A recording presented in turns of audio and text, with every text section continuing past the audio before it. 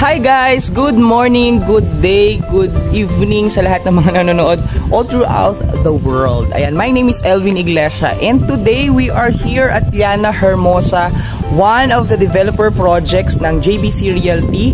At ngayong araw nga po ay gusto ko kayong itour at ipakita sa inyo ang aming isa sa mga projects, especially ito sa mga most saleable na unit namin dito because it has a huge or ample space sa interior or sa loob ng bahay. So ito po ay pinapakilala ko sa inyo ang bahay na nasa likuran ko mismo. Ayan, nakita nyo sa video, ayan po ang Bianca.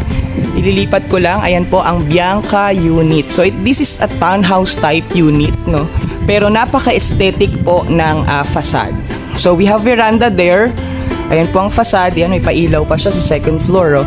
And we have, syempre, a space for your garden. So, gusto natin medyo maliwalas ang ating kukuning bahay. Kaya, ayan, nakita nyo may garden. At meron space for carport. At sabi ko nga, ample space, meron din po siyang space doon sa likod for our service area. This is, sa tabi naman po nitong ating model unit, meron natin dito mga actual units na nakuha na po ng mga kliyente natin. So, this one naman is an improved units ng client, no, na nilagyan niya po ng gate, steel gate, and syempre may poste-poste siya dyan, so napakaganda kasi in-enclose niya po yung kanyang frontage. So, hindi na natin patagalin kasi pasukin na natin habang ako ay nagkakape dito sa Llana Hermosa. Napakalamig at napakahangin. So, ayan po, no, pasukin na natin ang Llana. Ito po ay ating sample unit. Actual unit po natin at ngayon nandito po tayo sa bungad. At ngayon nandito tayo sa bungad. Ipapakita ko sa inyo syempre itong ating dining area. Living room, sorry. Andun ang dining area natin. So, dito sa living room natin, no, makita nyo may naka-wall mount na TV. All of those naman ay idinagdag na lang.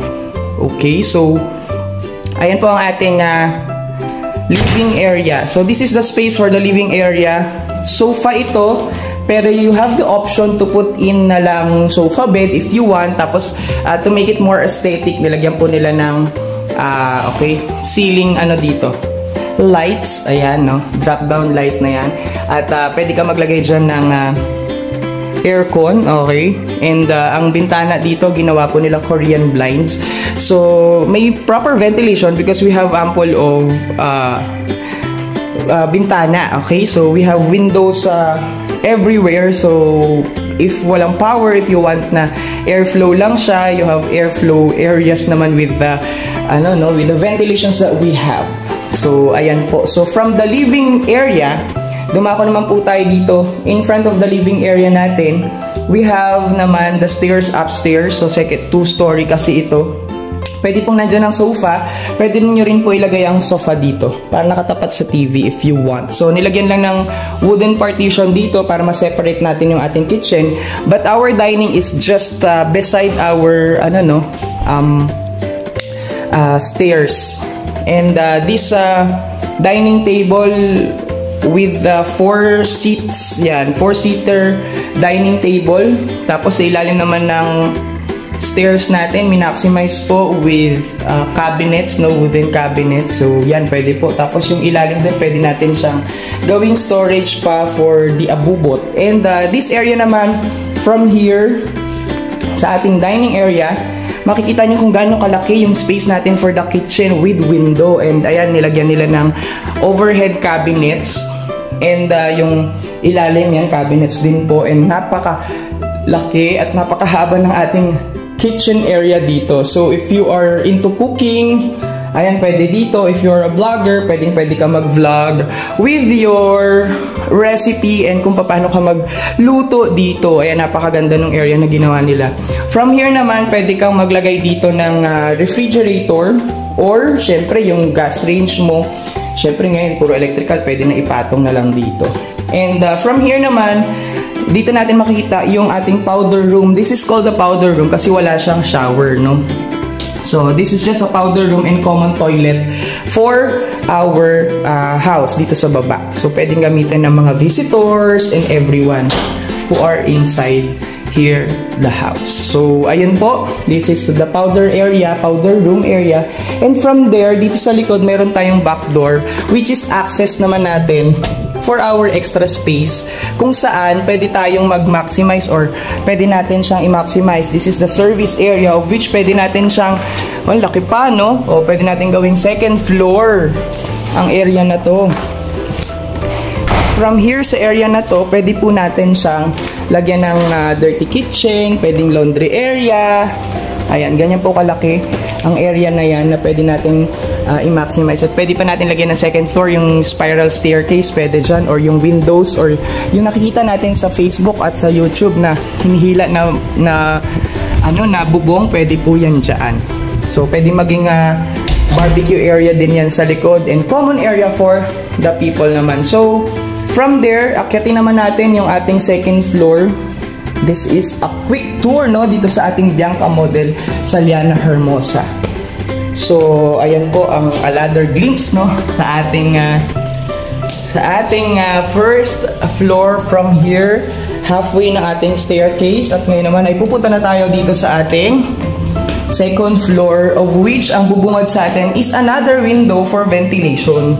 And then after that, mayroon tayo ditong common toilet and bath. So this is a common toilet and bath. Unlike yung sa baba, ito po ay merong shower. So telephone shower na siya. As you see, meron tayong floor to ceiling na na dito na tiles, and meron siyang lavatory, meron siyang flush toilet. So ang ating door naman, ayan po, yung plastic door natin. And we have a common area naman here.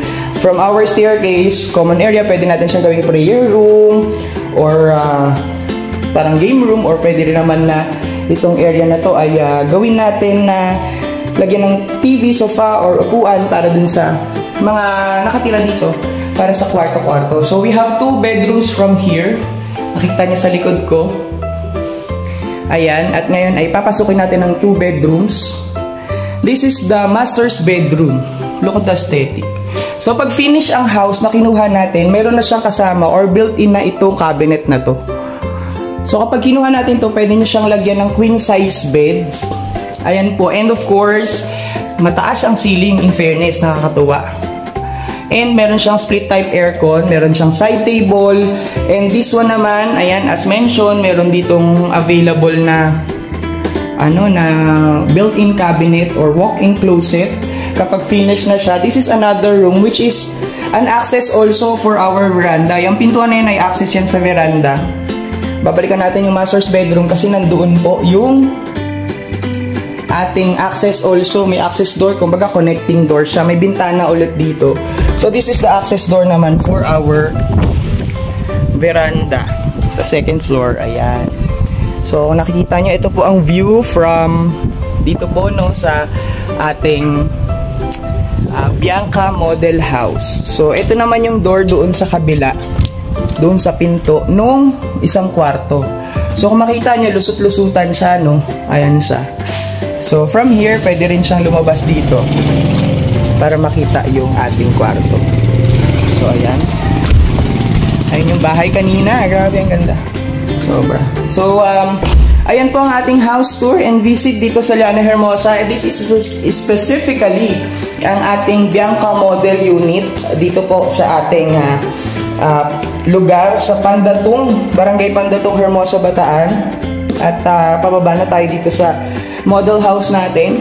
And if you want to visit this personally, para kayo mismo makakita kung gaano ba kaluwang ang ating bahay, pwede nyo po kaming kontakin at pwede nyo rin po kaming i-chat, i-message, ayan ha, para po at least matulungan at ma-assist namin kayo dito sa ating mga pabahay sa Hermosa, Bataan. Hanggat meron pa tayong mga promos, ibibigay po natin yan sa inyo. Ayan, alam nyo po ba na ang presyo ng mga bahay dito before, nasa 500,000 lang yung mga row houses natin, pero ngayon nasa 900,000 na siya.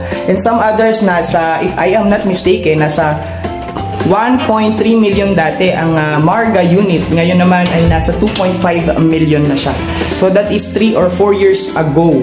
So in just span of how many years, dumoble na at tumaas pa ng ganong kataas ang ating mga presyo ng bahay. Kaya kung gusto niyo mag-invest also dito sa Hermosa, Bataan, ang Hermosa, Bataan, ito pong Llana Hermosa ay matatagpuan po sa Barangay Pandatong. Malapit po tayo sa Eco Zone, malapit din po tayo sa SCTEX at connecting po ang highway na Hermosa or Roman Highway doon po sa ginagawang Cavite Bataan Interlink Bridge. Kaya po napakalaking opportunity for us investors na makakuha at ma-maximize po natin ang opportunity investing in Bataan.